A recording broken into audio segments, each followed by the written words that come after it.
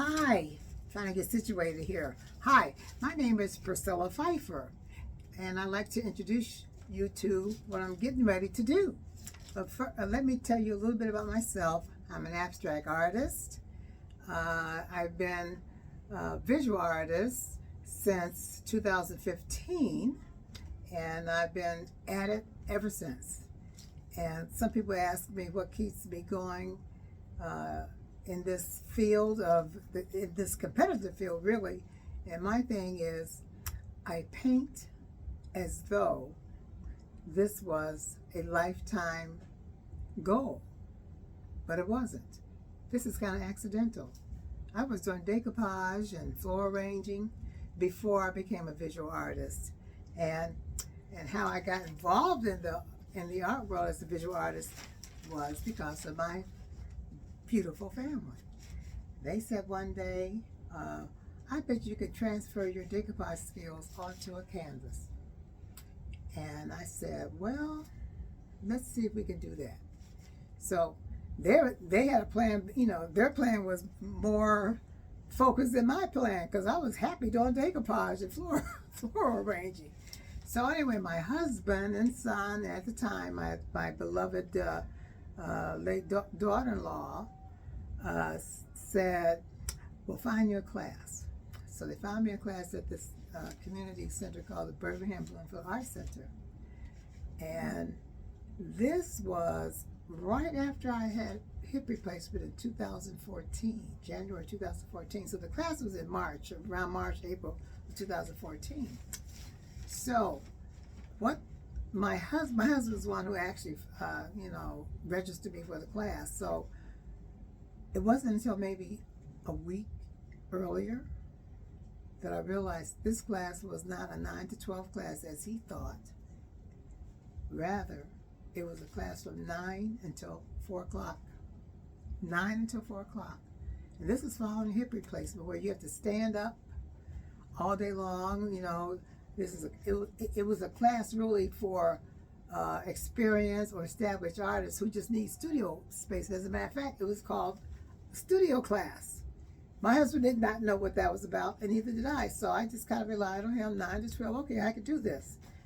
Well, anyway, I struggled through that because everybody was experienced. I was a brand new artist, visual artist.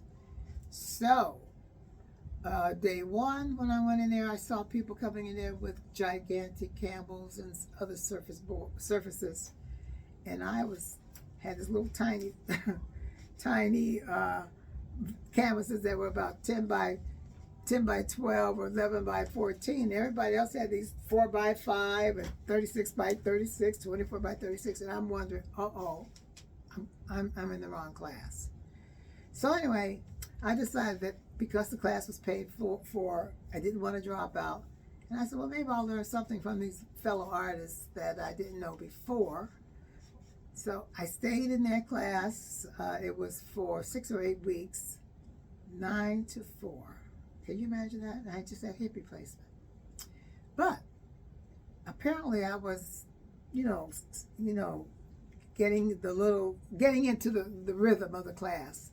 And so not only did I do that first class, I was a glutton for punishment and took the second class. And that's where I believe I learned a couple techniques or read about some techniques, like, from history books that I had, art history books that I had. And it included artists such as the abstract expressionists from the 40s and 50s, like Jackson Pollock, who else? Mark Rothko, Sam Gilliam, artists who I knew did not use a brush. And because I didn't know how to draw figurative, I wasn't doing figurative work and did not know how to do figurative work, I decided to concentrate on art that I could do without having to draw. So that's why I started experimenting, and then I came up with what I thought I could do well, and that was to scrape, to splash, to drip, and drag my art, and to see what it would look like. So I did that, prior to having my first inaugural show, Then I had my wonderful instructor at the community house, which is also in Birmingham, Michigan, to critique my art. And much to my surprise, she critiqued all 30 pieces and said, sign your name, sign your name. So when you say sign your name, that means it's done. She thought it was done. Nothing else needed to be done to my pieces. So anyway, like I said, I had this art exhibit, 26 of 36 pieces sold. And I was so shocked and I was so unprepared. I didn't even have a smartphone at that time. So all I had was a price sheet in the event that maybe one or two pieces would sell, right? So people started lining up. People wanted some of the people wanted the same piece. And I'm going, what am I going to do? I have nothing to process anything, anything other than a price sheet. So I was saved by my wonderful son, who, through his business, Urban Organic, allowed collectors to buy art through his business. And like I said, we were all stunned, like, I could not believe it. I'm a brand new artist. How could this be?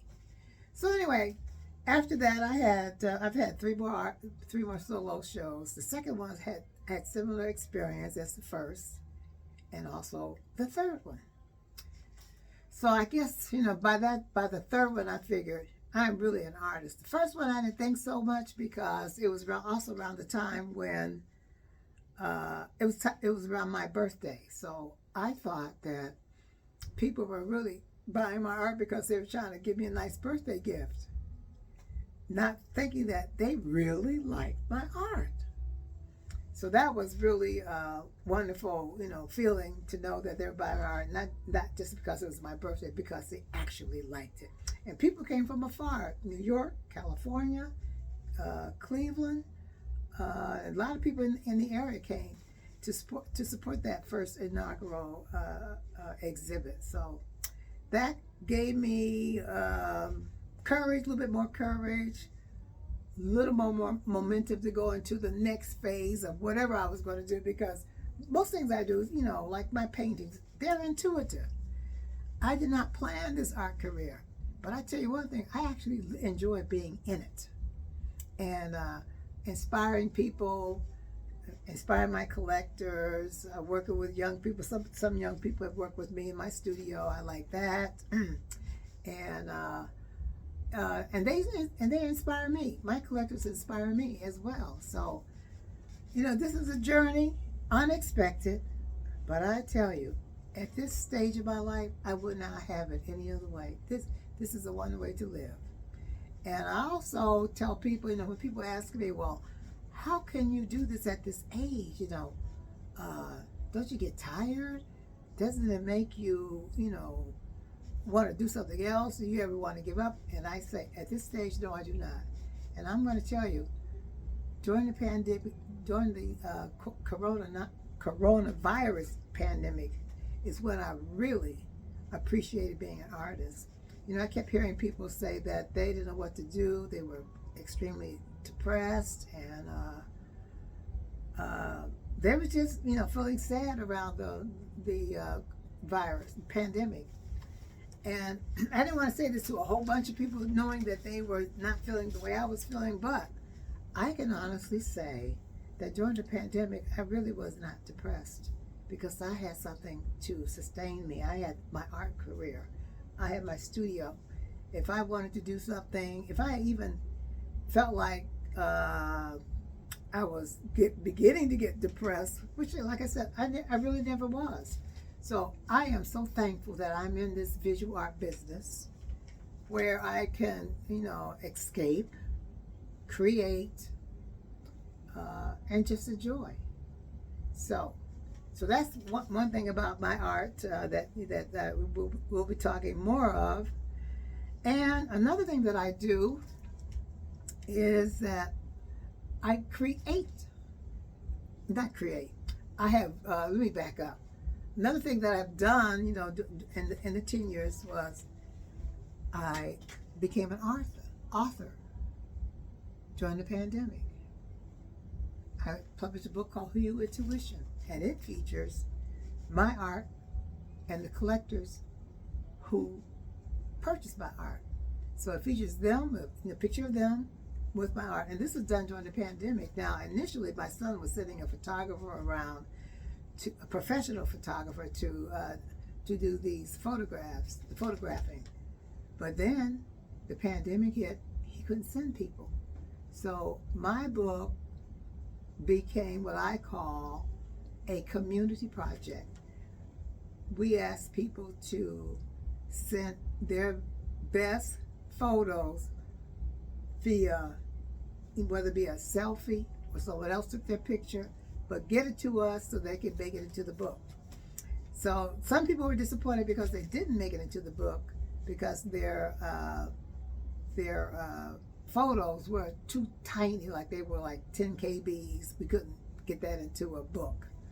So anyway, we worked on that as a project from 2019 until end of 2020. And that's when the book was published, December 2020. And the book sold out. We had two printings. The first printing sold out, seemed like in minutes, but it was in days. And we had another printing done. It sold out. So right now, there is no plans to do a third printing. So that's that. So that's my art. That's being an author during the pandemic. Another thing that I really like to do is I like to help other artists, really. I really do like to support other artists, mainly because, well, I'm a collector, so I'm interested in other people's art, and I enjoy just helping my fellow artists. So I curate shows right now. I'm a curator with the Southfield Public Arts Commission, where Dolores Flagg is the commission chair.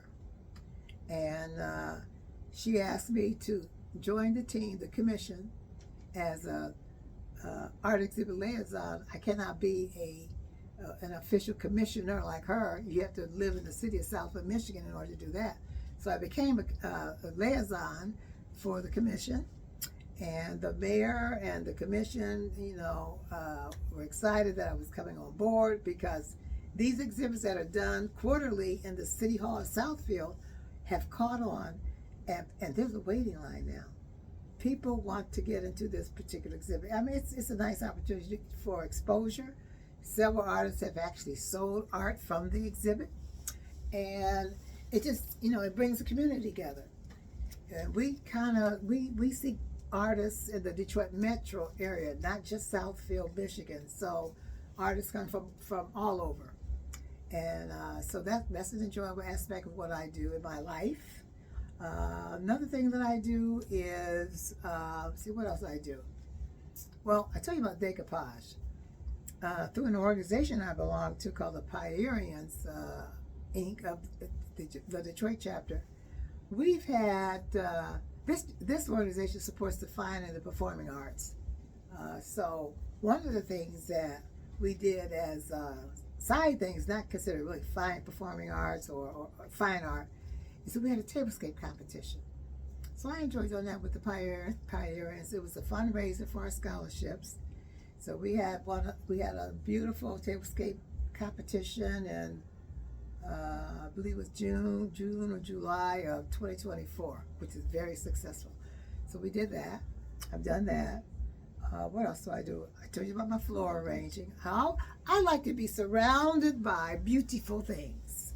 And those beautiful things don't necessarily have to be expensive beautiful things. It's just something that I make, I'll take the mundane and make it beautiful.